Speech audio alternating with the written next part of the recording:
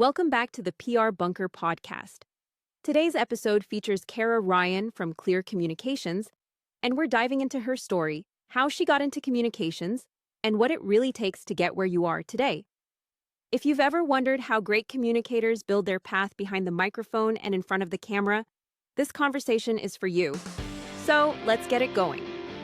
Here's your host, Don Martelli.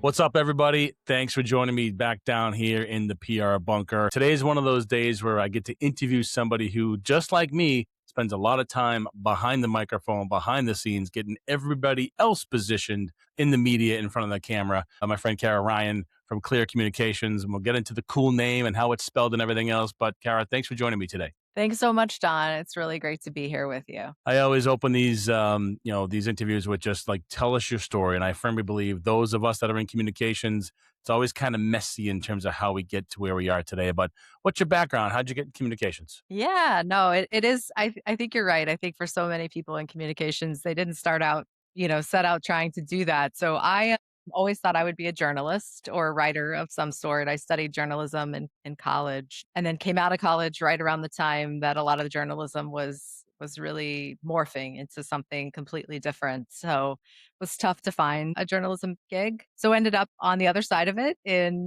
corporate PR and did a lot of types of communications and then found myself never leaving, to be honest. So 20 years later, after working in financial services, communications, I worked for healthcare companies, always in communications, finally found my way out into my own solopreneurship. So I just launched my own communications consultancy, KLYR Strategies, earlier this year, really focusing a lot of the same types of clients, healthcare and med tech, but not exclusively. But yeah, I ended up here a little bit because I thought I would be a journalist.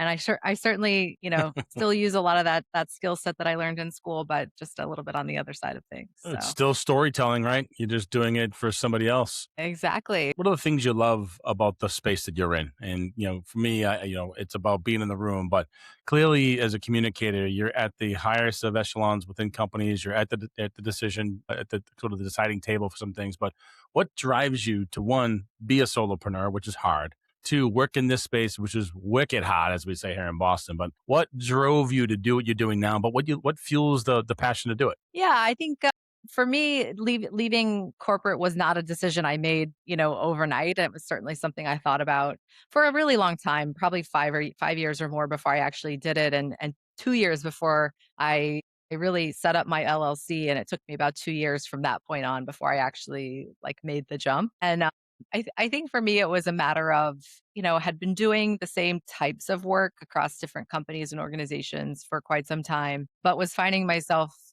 looking for more variety, I guess, in my day to day. And so this allows me to, work with potentially multiple clients at a time on different types of projects. And then why healthcare or sort of medical devices, which is where I spent a lot of time, is again happened on it a little bit by accident. Just people who know people who I worked with before, ended up at my first medical device company and kind of never left.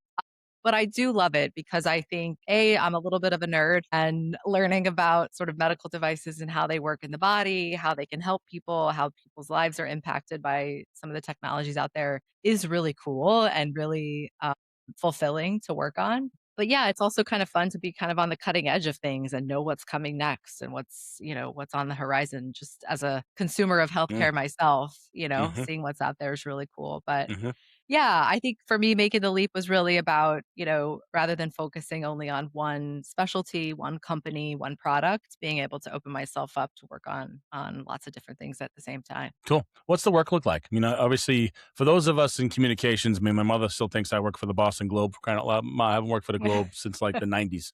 But for those of us in PR, I know the work. But those that listen to my podcast are nonprofit executive directors, folks in digital marketing. But what's the day to day look like for you, especially in that healthcare med tech space? I mean, it's competitive. There's always Yeah. something happening. But what's the day to day work like for you? Yeah. So I work primarily with fairly senior leaders in organizations that are going through something big. And when I say something big, it might be that they're, a startup looking to commercialize their first product, or, looking for seed funding, looking for investments. In some cases, they're at the point where their product is commercialized, they're doing so well, they're probably going to be acquired by a larger company. So I work to get with leaders in those companies to help prep them from a communication standpoint. So what does that mean? That may mean doing PR work to get them coverage in, trade media outlets that cover their specific kind of area of healthcare, or coverage in the investment community. It might mean working with them on, making sure that their social media presence reflects what they want it to and what they want their audiences to understand about them. I do a lot of work with individual leaders in these companies in terms of their own, presence, whether that be on LinkedIn or getting them, on things like podcasts or panels. It can be different. It's very different per project, per client, per person. But Mm. because I've had 20 years doing all those different things in different places, it's kind of nice because I can pull on different aspects of my past career to work with each of these Got it. clients. So let me ask you this now.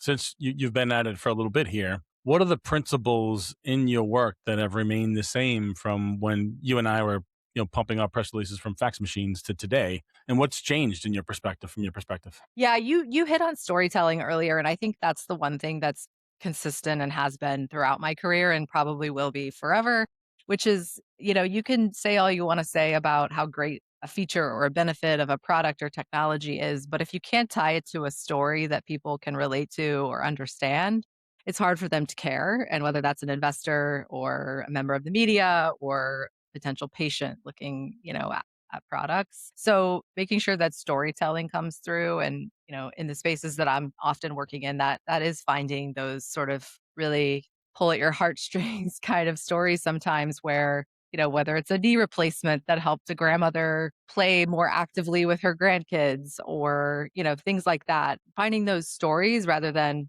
our knee replacement is XYZ better than the other one, Hmm. right?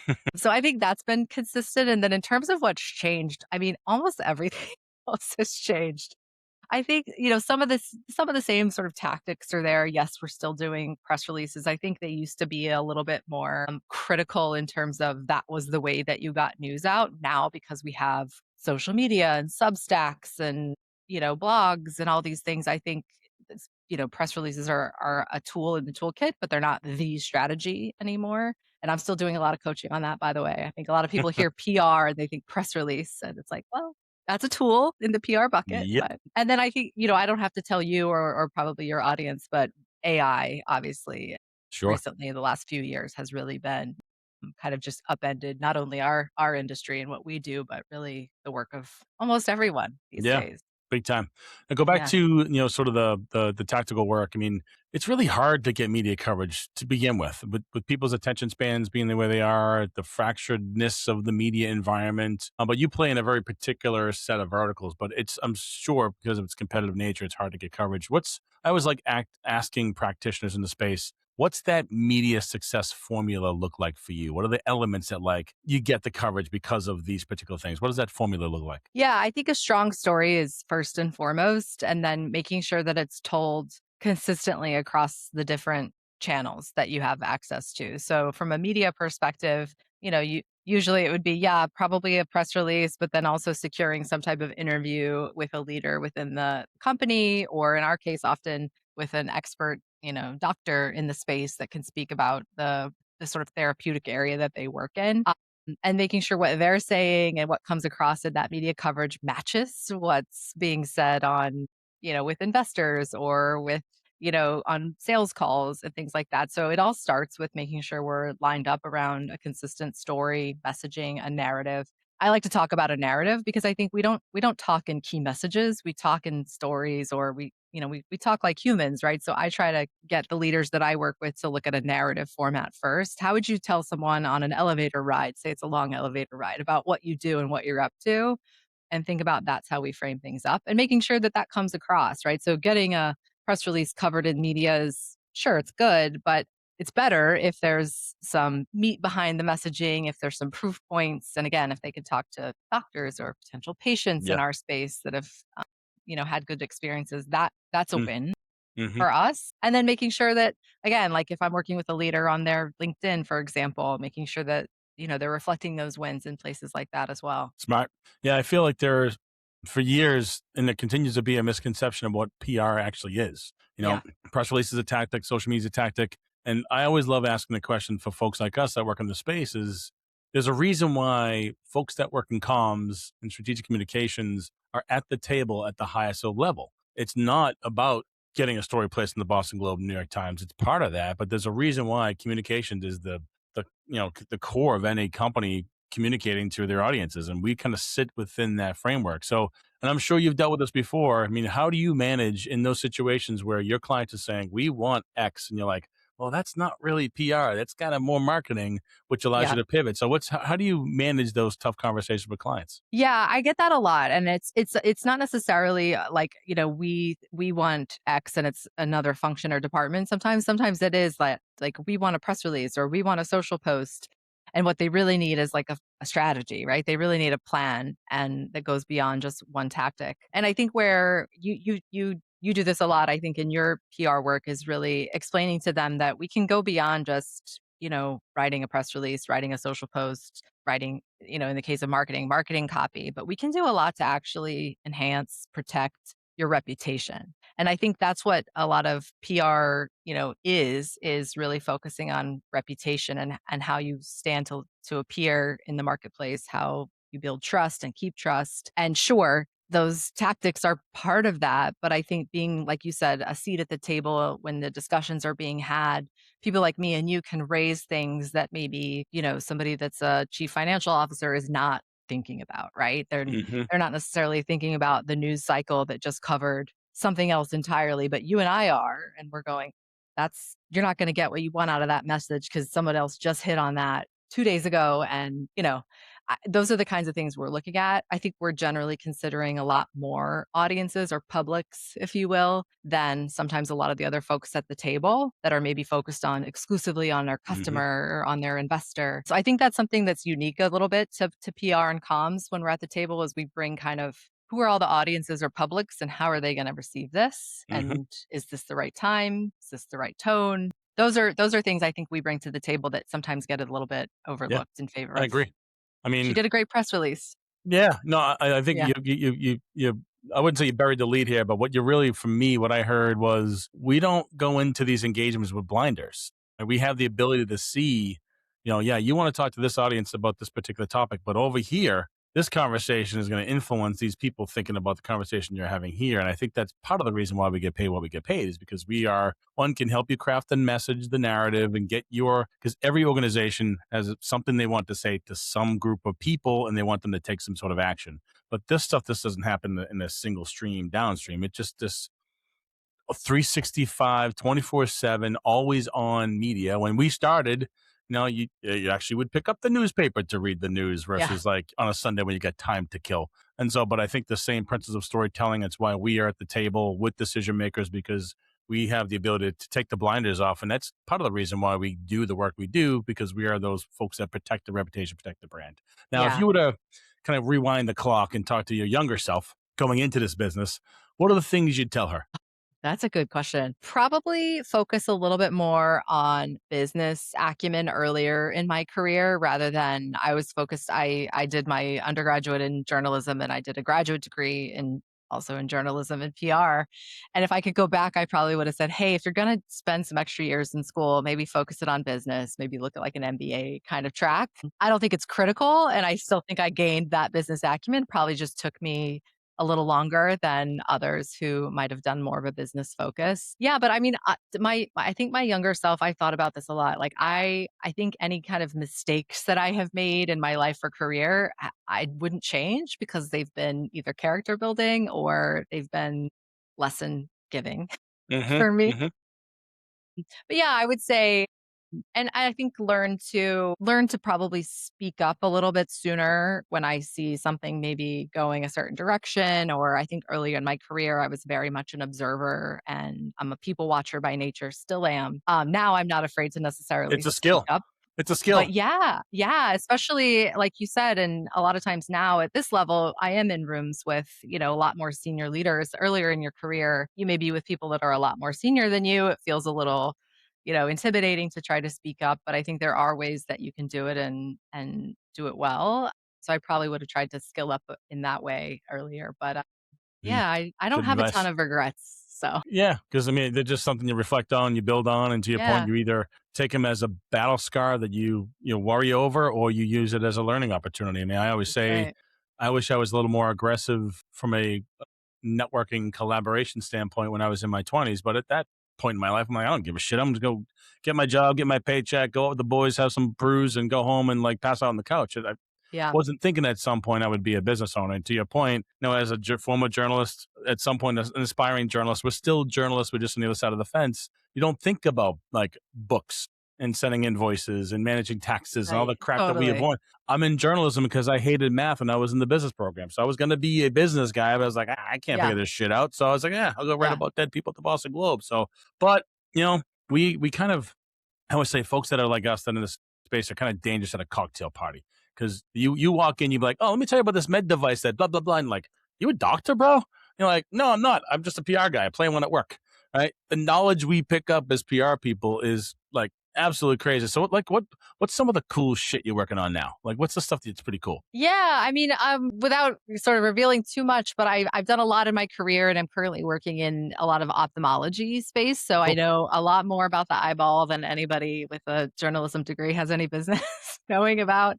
But I've worked in contact lenses. I've worked in implants in the eye, so I know a lot about the eyeball. And it's funny because I've my parents have aged. My grandparents go through. Everybody is as if you get old enough, you'll have something called cataract surgery, and it's funny because just explaining the surgery to people who go, "Oh, my mom's having it, my dad's having it," and get concerned, and you're like, "Okay, it's the most performed procedure in the country. It's done all the time. You're fine." Hmm.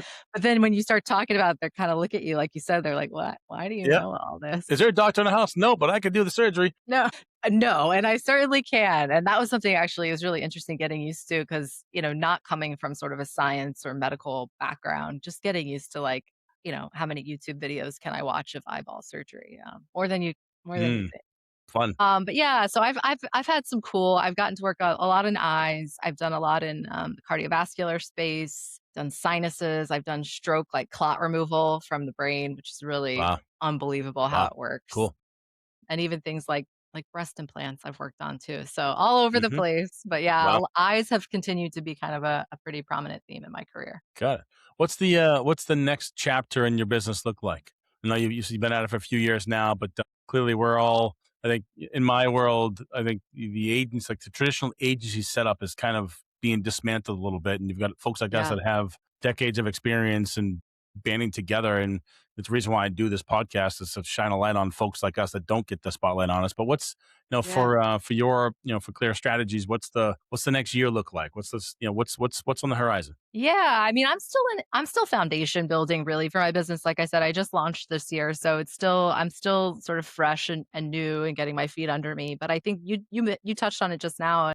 We're not in a traditional agency model, and I would say I have a ton of respect for the agency model. I've worked in my career with lots of really talented people within agencies and relied on agencies for a lot. I think now there is this maybe unspoken, I'll say it, kind of leaning Hmm. toward folks like us who then draw on expertise from individuals who can do those things that maybe we would turn to historically a big agency to help with. And I'm sure you do this, right? Like Oh, you're thousand solo, percent. but yeah, but great graphics folks and social Mm-hmm. teams. And yeah, same The here. And that's network. kind of, yeah, exactly. And it's almost like a referral basis. And sometimes I've seen like all these collectives pop up where it's almost this sort of agreement that we'll always refer certain types of work certain directions. Hmm. But yeah, I think we're leaning a little bit more in that direction, which gives us a lot of flexibility. And I don't have to know how to be a graphic designer and, an expert email SEO person or because I can find those people and sort of have them on a roster, right, that I can turn to. Hmm. And I think that's great for us, but it's also great for clients that are now not having to necessarily carry the sort of overhead of having a large agency always with Hmm. them. And again, no disrespect to those large agencies, they definitely are necessary for a lot of reasons, and I've Hmm. I've had a lot of great luck working with them, but I do think the industry is moving a little bit more towards this kind of for streamlined focus and working with folks that have very select skill sets that we pull on rather than, one large Yeah. organization. I agree. I think people want to work with those that they like, they know, they trust. And, Yeah. if you're just meeting people, their backgrounds is important and do they know the space? So when I'm talking to nonprofits and I talk about, capital campaign design, about major donor Hmm. campaigns, email sequencing to, your bottom 3% of donors and annual giving campaigns, spring appeals, like, have you worked for a nonprofit before? I'm like, no, I just spent 20 years working with them. I Eyeballs, know I great know people that giving. have. Yeah, Yeah, and I think that exactly. there's, and people always ask, how come you interview your competitors? I'm like, they're not competitors because for me, the people that want to work with you will find you, and those that don't, Yeah. and they're going to work with somebody else because to your point, they want that expertise. That there's a relationship in some way, shape, or form. I don't pitch business. I basically build relationships, Yeah. and the work comes in that particular way. And part of the reason why the PR Bunker podcast exists is just to showcase the talent that's like ridiculously out there in the world that are doing incredible things. And like, it's pretty cool that you can see stuff in the news like, yeah, I had and that was me. I did that. Right. And Yeah. most people don't know it's you, but you're like, I know it's me. As long as the clients pay the bills, you're good to go. Yeah. And you're so right. I mean, you're so right about the networking aspect of it. I Huge. think, those of us that are just starting out, it's become very apparent to me, but folks like you have been doing this a bit know, everyone that I'm working with right now is because I have worked with them in a past life in some Yeah. capacity. It's not Hmm. because I cold called them or reached Hmm. out to them on LinkedIn, without knowing them. It's they knew me in some form or fashion at maybe a huge company that we both worked at. They've moved on to a startup and are now in a position they don't have comms in house. They need help, but it's because they know my name and they answered my email or they answered my call. But it's been all really networking with warm contacts for me, Yeah. and I think that's That's where it's really the at. way. Yeah, exactly. So I I mean, agree with you the totally. days of collecting a bunch of these business cards at a networking event and blindly blasting out emails and Yeah, hoping that fish jump into the boat are over. And you can spend 5, 10, 15, $20,000 on local Google ads and SEO to get people to call you, and it's fine, but you still need to work through the qualification of those leads. But I'd rather spend time building equity with people, introducing them to people that I know that can help them out and vice versa. Because for me, it just if you think of it and treat it as a boomerang, it comes back. And so to your point, you might have 6, 7, 8 clients over the course of a quarter, and you might have 2 more that come on board and folks that you've met over the years that just out of nowhere think of you because you've spent the time with them at some point. You might have mentored their kid. You might have gave them a comment on a LinkedIn post. You might have, took them up for coffee a couple times, met them at the chamber. But it's the technology is great. And you and I have had this conversation about AI and we geeked out over and all the things that I'm doing with Claude and everything else.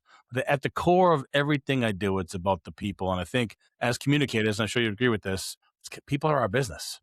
It's public relations, but it's like people relations. It's really what we do. 100%. And I love that you brought up the business card thing. I was happened to be at an event last week and of course took my business cards Yeah, with yeah. me. It was an event with a lot of startups in the space that I tend to work in, where I live, actually, like right in my backyard. So went with business cards in tow and ended up, handing out a couple. I was standing in the line for a drink and met somebody in line, handed him my card, and then got to talking to a former colleague who I worked with before. And she's going, "Oh, well, you got to talk to that guy, that guy. I'll put your name out with that guy. She's great. You need to get," and you know what I mean? So the Mm-hmm. actual connection and the actual work will come from my Mm-hmm. connection to that person and her connection to other people, not Mm-hmm. from that business card I exchanged in the Yeah. line at the bar.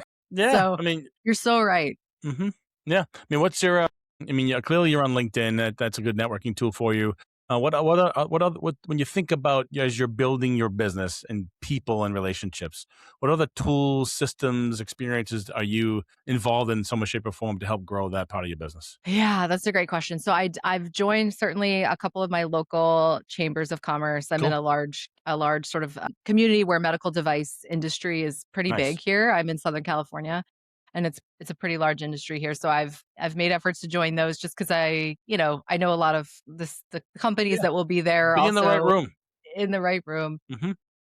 Yeah, and then there's even specifically kind of in the medical device space, there's some organizations that I'm a member of, and that's actually one of the events I was at last week was one of those. So yeah, just and they do a lot of online events too, so it's not doesn't have to be Mm. in person, but and Hmm. then if nothing else, at least you're seeing who the names are that are joining, connecting Hmm. with them on LinkedIn. Hmm. So I do a lot of that. Yeah, and then I think, tool-wise, LinkedIn is probably the Hmm. biggest one for me, Hmm. like most people, I think. I'm not as active as I'd like to be posting, but I certainly scroll and like and comment on Hmm. things with frequency. So Cool, cool, cool.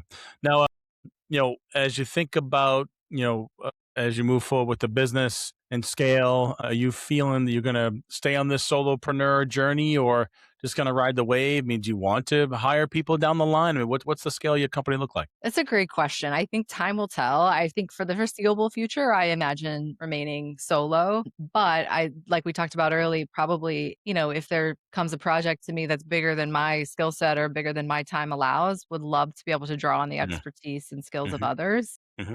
Not necessarily in a, hiring them as an employee, but, through a kind of subcontracting type of relationship, certainly want to keep that in mind. And I see that probably being the next sort of Got it. phase of where I'm going. Cool. Who knows? I mean, would I have employees someday? Sure. If my business got so big that I needed that, I would love it. But at least for the next probably year or two, definitely focusing on building up the solo. Cool. Oh, you and I just geek out. Yeah. And we built a bunch of agents, and the agents do it all for you. That's it. I know I need to get your Yeah, playbook, Don. I that's gotta get right. it. It's free of charge, free of charge. Now, if people are thinking about, I need somebody in this space to help me, what's the ideal referral for you from a business perspective? What's your ideal client? Clearly in healthcare, but like when is it early? Like I just have an idea, I'm bringing it to market, or I've got equity, I'm at my year one mark. What's that referral kind of sweet spot look like for you? Yeah, I mean, it's kind of any time in that process because what if it's not somebody that is right this second feels like "Oh, right now we need to do a big communications blast. It's because they probably are about to a year from now or 6 months from now, and I want to be on their radar by then. So I think, yeah, definitely folks that are working in the startup space, especially in sort of healthcare, med tech, but not exclusively. I mean, my experience is across consumer goods, financial services, tech, healthcare. So folks that are looking to commercialize something, they're maybe making a big hire. And whether that's happening 2 weeks from now or 6 months from now, I want to be, a name that they're familiar with. So I'm not turning down any referrals at this point. It's just a matter, because to me, it's really not a matter of if, it's usually just a matter of when they're going to need some kind of communications Hmm. strategy and help. And I'd love to be the person they choose. Got it. Got it. I always like asking this question to those that are in this space, and you can't cheat. You can't say journalist either. If you weren't Ugh, doing what you're doing now and not a journalist, what would your profession be? And before you answer, I'll give you mine. I would be a middle inside linebacker for the New England Patriots. I'd be a football player. I amazing. did the football. Amazing. I That'd be love my this. thing. Love, I Think love, big. love the Pats. Love football, and I'm 6'2", 250, so I could fit that middle inside linebacker role. Okay, but what would you be doing outside of not being a journalist or PR person? What would your profession be? So you'll laugh. It's fairly close to journalism, but not journalism. I would be a private investigator, Really? hands down. Okay, Yes, got I am an internet sleuth. I can find out lots of things about anything quickly. it. Hmm. Yeah, in my next life, if I ever like semi-retire and decide I want to do something else, I'm going to pursue like a license to be a private investigator. I just So think it'd be yeah. fascinating and So if I check out very, your I'm a people Spotify, watcher. So yeah, well, if I check out your Spotify Apple playlist, I guarantee there's probably some crime podcasts on there and that sort of stuff, right? So yes, what are you listening to now? there are. Well, actually, for I have to be honest, for a Yeah, while I was into the whole true crime, yeah, especially like the kind of murdery ones, yeah, and yeah, it got a little like with my mental health. yeah. So I mean, you I've go down a pivoted. pretty deep rabbit hole with that stuff from time You to time. It's you it's deep. can you can. I know one of my old favorites was My Favorite Murder, Mm, which is two hilarious women that hosted, and they basically talk about sometimes famous, sometimes not famous at all kind of story of a murder. And weirdly, they like inject humor into it. And I know that sounds awful, hey, but that was the one I kind of had to like put down for a minute yeah. just for my own mental Hey, health. look, But there's content yeah, for I mean, everybody out there. there is. I'm a little Yep. boring now. I really focus more on, I certainly listen to the news podcasts, like the Hmm, PBS ones in the morning, hmm. the New York Times one, the Daily. That's the business. I'm a little boring that way, but No, it's all yeah. And good. You gotta then stay. You of gotta stay course on the pulse of our business. Yeah. PR bunker, Don. Yeah, That's on my playlist. that one's overrated. You don't want to subscribe to that one. It's just some fast talking Bostonian just talking shit to people on his microphone from time to time. But good stuff. How about this? If people are interested in working with you, finding about you, learning more about your work at your agency, where can they find you? Yeah, they can find me certainly on LinkedIn. It's Kara Ryan. And also my website for my company is klyrstrategies.com. That's KLYR strategies.com. And it's Those are clear, the two, KLYR, because of? because my initials are KLR, and my middle name is LY something. And Love so that. put it together, clear, worked out Love with a that. communications bent. So That's so good. It's just, and it could, that yeah, way, when and if you have 9,000 employees globally, it's not associated to your name, and you can sell it off for $2 billion and then go be there a you private go. investigator. There you go. Someday. Good stuff. All right, give us the website address one more time. Sure. It's KLYRstrategies.com. Excellent. Well, this has been fun. Congratulations on launching the business. Thank you. If I have any questions about the eyeballs, I'm giving you a call first. But I Do appreciate you it. being here in the PR Bunker podcast. It's been a pleasure. Thanks so much, Don. That's the PR Bunker podcast, hosted by Don Martelli. Here's the thesis. Reputation is the operating system for your business. It's the one asset that works while you sleep.